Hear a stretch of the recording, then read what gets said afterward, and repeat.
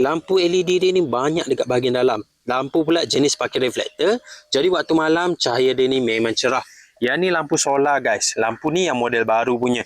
Cahaya dia ni terang, dia boleh nyala lebih dari 12 jam. Kalau korang pasang lampu macam ni, tak payah nak risau bil tinggi sebab lampu ni dia tak pakai bil elektrik macam lampu biasa. Sebab lampu ni lampu solar, dia cas guna cahaya matahari. Waktu malam dia akan nyala dengan sendiri secara automatik. Waktu siang kalau ada cahaya matahari, dia akan cas dengan sendiri. Waktu malam bila tak ada cahaya matahari, dia akan terus nyala. Korang yang kerap tinggal rumah waktu malam, pakai lampu macam ni.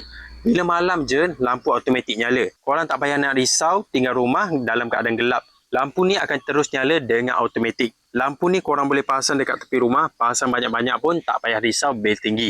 Memang baloi bila pakai lampu solar macam ni. Yang model kelabu ni, kalau korang beli watt yang paling besar, dapat panel saiz besar macam tu. Biasa panel solar separuh je saiz ni. Yang ni 2 kali ganda. Bila panel besar macam ni, dia boleh cas lampu dengan cepat tau.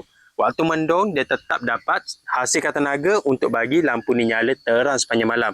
Korang boleh cek lampu solar yang model kelabu ni. Dan kalau korang beli watt paling besar, dapat panel saiz besar macam tu. Boleh cek dekat link video.